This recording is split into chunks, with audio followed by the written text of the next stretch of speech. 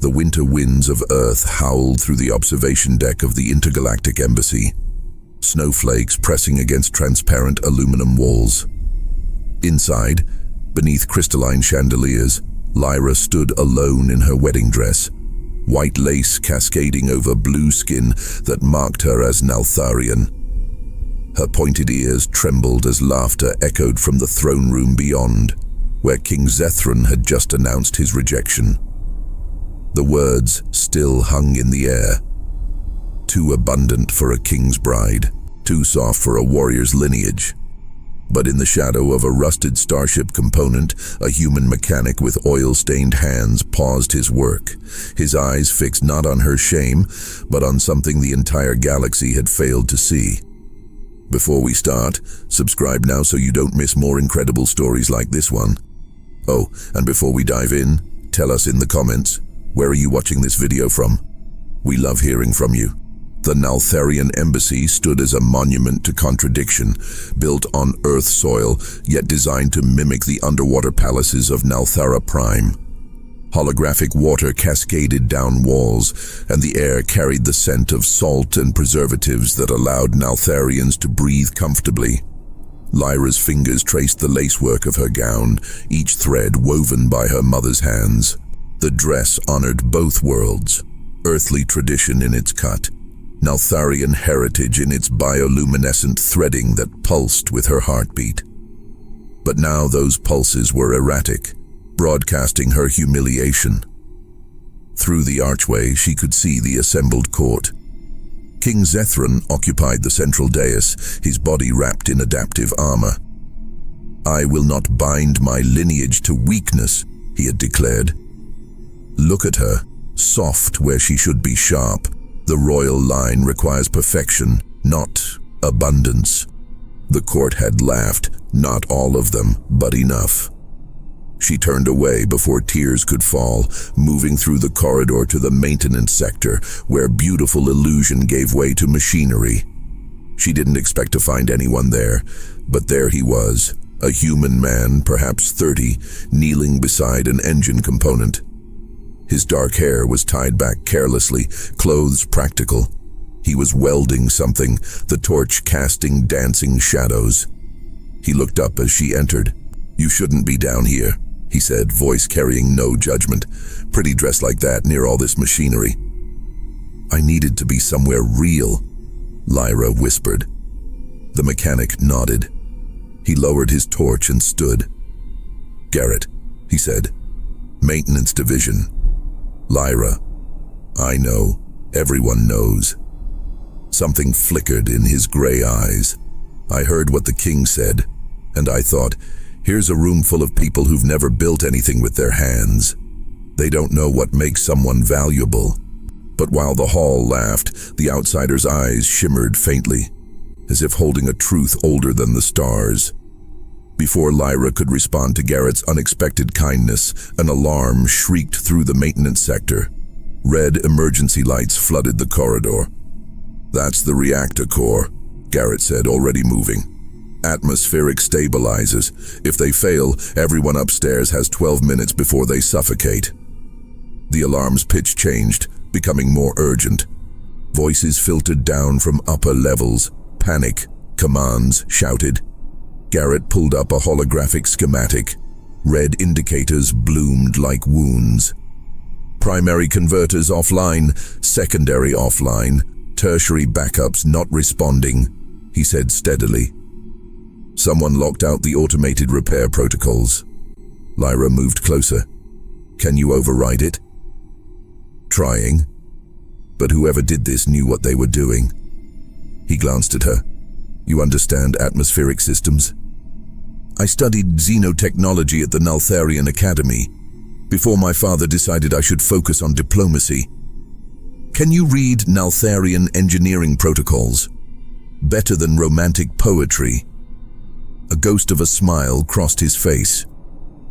"Pull up Terminal 3. Track the cascade failures backward." They worked in tandem. Lyra's fingers danced across interfaces she hadn't touched in years. "Found it," she said. "Someone injected a virus through waste recycling." but it connects to everything else. Garrett pulled up countermeasures. I can purge the virus, but it'll take 4 minutes. We don't have 4 minutes. The communication system crackled. Maintenance Division, this is Ambassador Kelvin. We have a critical emergency. Lyra's father. She reached for the panel, but Garrett caught her hand. If you tell them we're working on it, they'll just interrupt with questions. That's my father up there, the king, the entire diplomatic corps. I know, and we're their only chance. He released her hand. Trust me, no one believed they would even try. But the silence that followed spread across the chamber like a storm. Garrett pulled out an atmospheric bypass regulator. We can't fix the system in time, he said, but I can create a temporary bubble, route processed atmosphere from reserve tanks to upper floors. It'll buy us 30 minutes. And then what? Then we'll have fixed the problem. His hands were steady. Lyra, I need you upstairs. Get everyone into the throne room and seal the doors. That's the most airtight space. But you'll need help. I need you to keep them alive long enough for me to save them. Lyra understood. Upstairs meant facing the court again. They won't respect orders from me. Then make them respect you, because you're the one who knows what needs to be done. Garrett activated the bypass. You've got 90 seconds before people start passing out. Lyra gathered her wedding dress and ran. She burst into the main hall to chaos. Nobles clustered in groups, some supporting others who'd already grown weak. Lyra! Her father rushed toward her. We need to evacuate. Everyone needs to get into the throne room immediately. It's the only space that can be sealed and pressurized. The maintenance division should be handling this. They are. I am. She raised her voice. Everyone, move to the throne room now. Some started moving. Others hesitated, looking to King Zethran. You dare give commands in my presence? I dare try to save your life, Your Majesty. She met his gaze without flinching. You can punish me after you survive. Now move. For a heartbeat, she thought he would refuse. Then one of his advisors collapsed. To the throne room, Zethran commanded. Quickly. They moved as a mass, Lyra directing traffic. She found herself supporting an elderly Naltharian scholar. They reached the throne room. Lyra activated emergency protocols, and heavy doors sealed. Immediately, the air quality improved. Lyra moved to the environmental controls, checking readings. What's happening? Her father joined her. The human mechanic, Garrett. He's fixing the system, but he needed time. A human? This from a noble. We're trusting our lives to a human. You're trusting your lives to the only person here who knows how to fix what's broken. Species is irrelevant. Listen to the discarded bride. Another voice sneered. Lyra spun. You want to debate my qualifications? I studied atmospheric engineering for 4 years before my father asked me to abandon it. I can recite the molecular composition of 17 different breathable atmospheres. I know exactly how long we have, 22 minutes. So yes, I am an expert. Silence followed. Then King Zethran laughed quietly. 4 years of atmospheric engineering, he said. Your father never mentioned it. Beauty and diplomacy don't fix air processes, Your Majesty. No, they don't. He looked at her with something like regret. What else didn't anyone tell me about you? And just when everyone thought they would break, something was revealed that no one expected. Before Lyra could answer, the lights flickered. Then an explosion echoed through the sealed doors. Coming from the maintenance sector, Lyra was at the communication panel. Garrett, respond. Static. Then a cough. Still here, mostly intact. What happened? Someone doesn't want us fixing this. They rigged the purge system to blow. More coughing. I need to manually inspect every system. That takes time we don't have. Lyra checked her readings. 20 minutes remaining. What if you had help? You can't come down here. If you open those doors, the ventilation system has maintenance crawlways. Absolutely not. They're not pressurized. Then I'll be quick. Lyra was moving toward the utility panel. Tell me where to enter. Lyra, no. Her father grabbed her arm. You can't risk yourself. He can't do it alone, not fast enough. She met her father's eyes. Dad, I studied for this.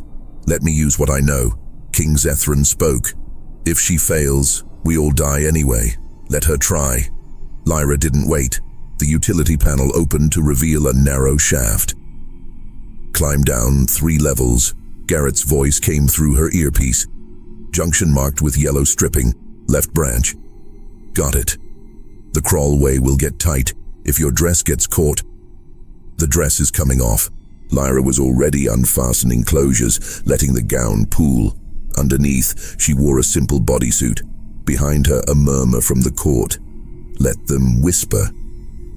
Practical, Garrett said with approval. Lyra entered the crawlway. Temperature dropped immediately. She climbed down, counting levels. 1, 2, 3. There, yellow stripping. Left branch. The crawlway narrowed. She had to turn sideways. Her blue skin stood out starkly, bioluminescence pulsing. For once, she was grateful. The same soft curves Zethran had mocked allowed her to squeeze through spaces a more angular person couldn't navigate. The crawlway opened into a larger corridor. Lyra dropped down. Smoke drifted through the air. Garrett? Here. She found him kneeling beside the main atmospheric processor. His arm was bleeding, a makeshift bandage tied around a gash. You made it. You're hurt. I'm functional. He gestured to a console. I need you to access the diagnostic interface. It's in Naltharian script. Lyra moved to the console. Primary converters are gone. Secondary converters at 30%. Tertiary backups are locked but undamaged. Deliberately blocked. Can you unlock them? Not from here. The override is physical. There's an access panel inside the reactor housing, which is currently running hot. How hot? Lyra checked. 200 degrees Celsius. That's not survivable. Wait. Naltharian physiology handles heat differently. Our homeworld has thermal vents. 200 degrees would hurt, but I could survive it. For a few minutes. Garrett stared at her. You want to go inside an overheating reactor. I want everyone upstairs to keep breathing. For a long moment, Garrett said nothing. Then he pulled open a storage locker and retrieved thermal gear. Put this on, and take this. He handed her a plasma cutter. You'll need it. Talk me through it. The access panel is on the eastern interior wall, marked with a blue chevron. Cut through the security plate. Behind it, 3 manual levers. Red, yellow, green. In that order, disengage the red lockout, toggle the yellow bypass, engage the green primary. Red disengage, yellow toggle, green engage. The levers will be hot enough to burn through thermal gloves. He caught her hand. You have 5 minutes. After that, heat damage becomes irreversible. You get out. I'll finish, and I'll get out. The reactor access hatch was sealed with warnings. Lyra overrode the safety locks and pulled it open. Heat rolled out like a physical blow. 5 minutes, Garrett called. I'm timing you. Lyra stepped into the reactor chamber. The world became fire and light.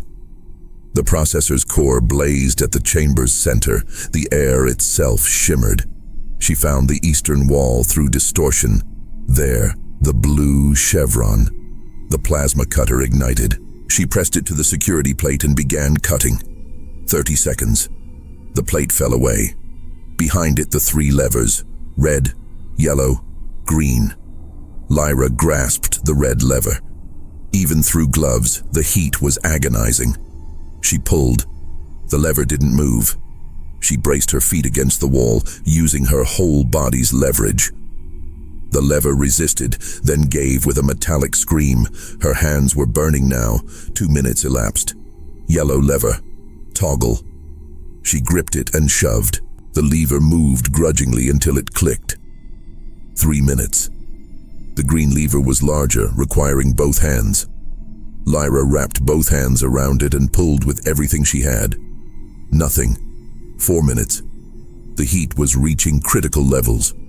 Her vision started to tunnel. She thought of the court above, her father, even King Zethran. She thought of Garrett, trusting her. She thought of every time someone had told her she wasn't strong enough. Lyra screamed, rage and pain and determination, and pulled. The lever gave, moved, engaged with a sound like thunder. Throughout the chamber, systems came alive. The core's glow shifted from red to blue. 5 minutes. Lyra turned toward the access hatch. Her legs were weak, hands charred, but she moved. She reached the hatch, fell through it. Garrett caught her, pulling her away. "You did it." The court. Breathing. Everyone's breathing. It wasn't just knowledge, it was legacy. And suddenly, silence fell across the crowd. Before Lyra could even process relief, the communication system crackled. But it wasn't her father's voice or the king's, it was someone else. "I'm sorry, Lyra, but you were never supposed to survive this." The voice was female, cultured, carrying the Naltharian inner court accent. "Who is this?" Garrett demanded. Ambassador Kelvin's daughter would know my voice, though perhaps she's forgotten her own family. Lyra's blood turned cold. Silvara, her sister, half-sister, born 8 years before Lyra, raised entirely on Nalthara. "Very good," Silvara said. The communication system was broadcasting to the entire embassy now. "Silvara, what are you saying?" Ambassador Kelvin's voice cut in. "This is some kind of mistake." "No mistake, Father. Just a plan that went awry." Silvara's tone remained calm. Lyra was supposed to die in the reactor. The court was supposed to suffocate. A tragic accident. And I would have been next in line, with no embarrassing younger sister to complicate succession. "You tried to murder an entire diplomatic corps?" Garrett's voice was flat. "Not just that. A destiny."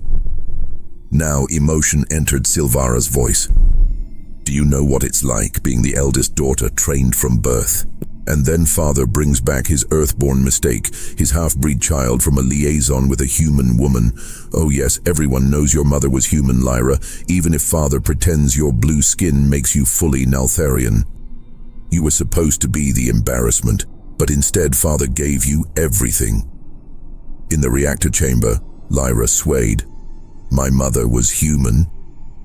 "You didn't know?" Silvara laughed. "Oh, father, you never told her." "Yes, Lyra. Your mother was a human xenobiologist. Forbidden love across species. She died giving birth to you. Human biology wasn't compatible. Father had you genetically modified in utero to look Naltharian, to pass. Blue skin, pointed ears, bioluminescence. All artificial. You're a construct, sister. A beautiful lie." Garrett's hand tightened on Lyra's shoulder. Everything was fragments now, her identity, her understanding of herself, all shattered. "Even if that's true," Garrett said, "it doesn't justify attempted murder. I spent 3 years planning this."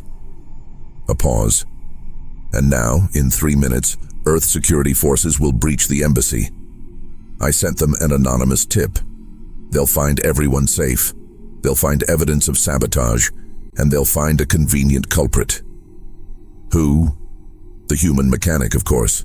Former military, dishonorably discharged, multiple employers, history of anti-alien sentiment. Your brother was killed in the Naltharian border conflicts, wasn't he? It's all there. The perfect suspect." Garrett's face had gone carefully blank. "You've been framed," Lyra said quietly. "Well and thoroughly." He met her eyes. "But I didn't do this." "I know." "How touching," Silvara said.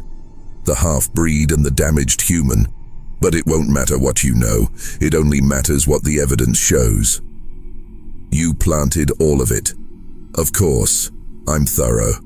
Footsteps. Security will be there any moment. Either way, I win. The communication cut off. In the silence that followed, they could hear it now. Earth security forces deploying. We need to get you to your father, Garrett said. I'm also a half-human construct who apparently everyone's been lying to about. Lyra grasped his arm with her burned hand, ignoring pain. Besides, you saved my life. I'm not letting you take the fall for my sister's psychosis. Lyra, no. Listen.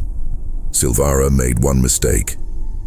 Lyra pulled up the maintenance sector's communication logs. Everything that happened has been recorded. Every word she said. It's all here. She'll have thought of that. Not if we get it to the right people first. Lyra was already copying files, transferring them to every system she could access. I'm sending this to my father, to King Zethron, to Earth Security, to the Naltharian High Court, to every news organization in both planetary systems. Let her try to erase 100 copies. Garrett watched her work. You're not just clever, you're strategic. I was raised for diplomacy.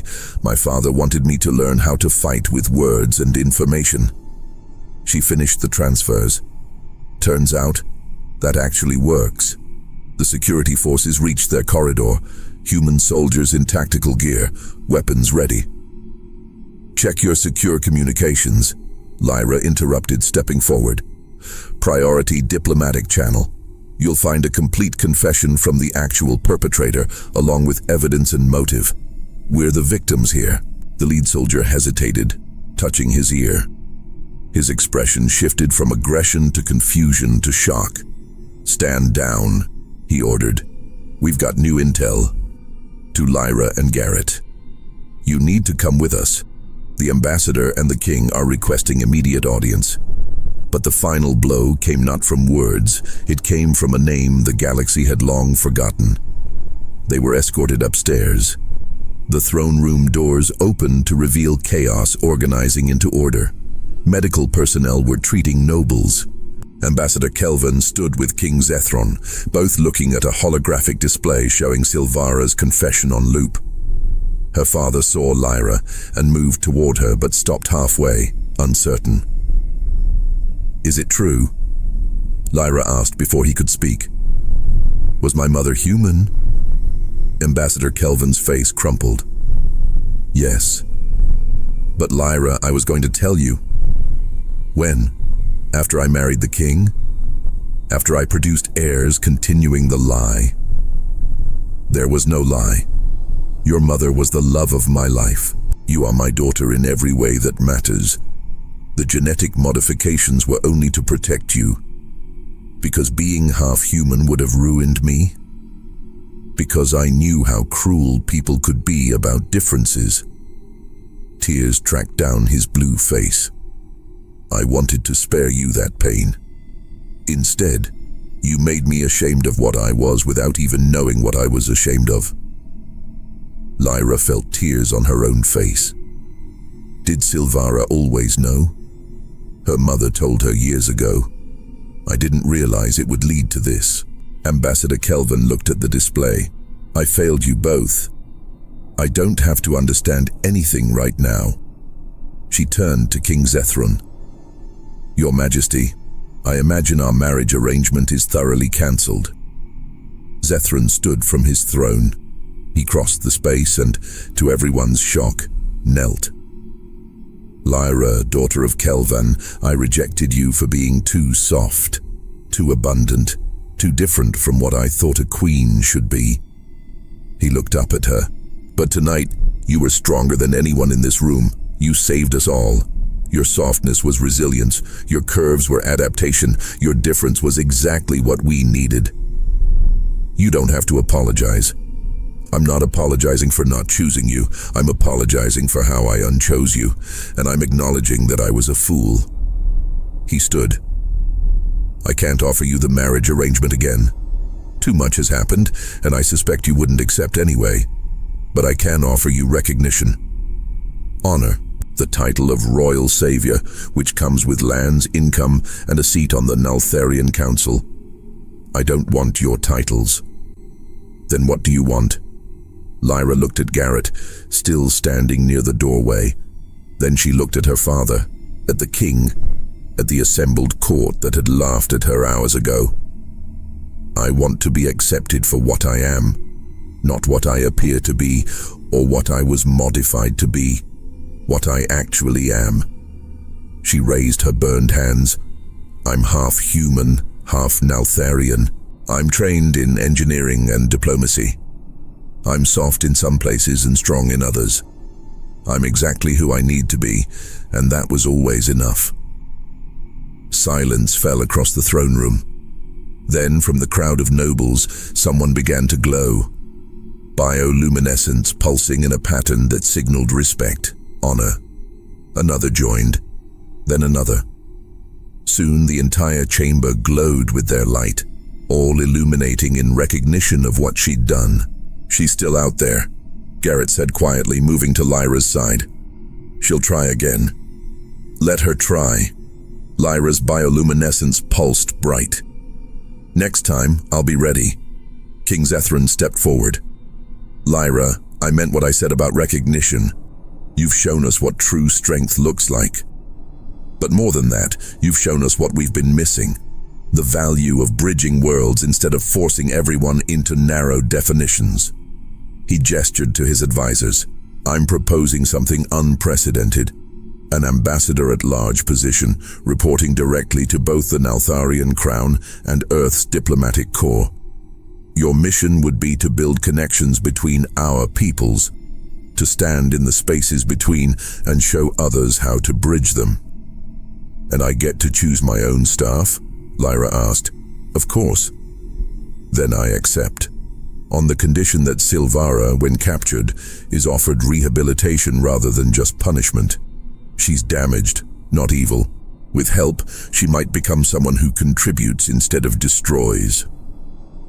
Several nobles looked scandalized, but Zethran studied her for a long moment, then nodded slowly. That will be difficult, but I'll push for it. You have my word. And as they walked away, no one dared laugh again, for they finally understood what they had witnessed. 3 weeks later, Lyra stood in the embassy's renovated conference hall, addressing representatives from 8 planetary governments. Her hands had healed completely. She wore clothing of her own design, blending human and Naltharian aesthetics, hiding nothing. Her bioluminescence pulsed steady through translucent panels. 3 weeks ago, she began, I was rejected for being wrong. Wrong body, wrong nature, wrong existence. The king was mistaken, but not just about me. He was mistaken about the premise that there's a single correct way to be. She outlined her proposal, expanded exchange programs, collaborative research, educational systems teaching about all species. When she finished, the room erupted in questions, engaged questions that began with, how would we, instead of, why can't we? By the end, they drafted a preliminary agreement, a framework, a starting point.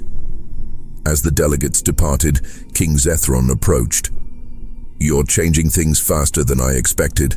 Not fast enough. There's so much work still to do. There always will be. That's not failure. That's reality. He smiled. I was wrong about you, but the biggest mistake was thinking you needed a crown to have power. You already had something more valuable. Vision and the courage to pursue it when everyone says it's impossible. When he left, only Garrett remained. You did good today, he said. We did good. This only works because you've been there solving problems while I talk. They left together, walking through renovated corridors. The holographic water walls ran alongside human art installations. Aesthetics blended into something new. Want to get dinner? Garrett asked. There's a place nearby that does fusion cuisine. literally mixes human and Naltharian cooking techniques. Another bridge builder? Something like that. Then yes, they walked into the city together, colleagues and friends, two people who'd found each other in chaos. Above them, stars were emerging, stars that shone on Earth and Nalthara and 1,000 other worlds, all different, all connected. Lyra looked up and smiled. She'd been rejected for being too much, too different, too wrong. But being exactly yourself, complicated, hybrid, imperfect and real, was always the most revolutionary act of all. In a universe that kept trying to sort everyone into neat categories, refusing to fit was its own kind of power. The kind that changed everything.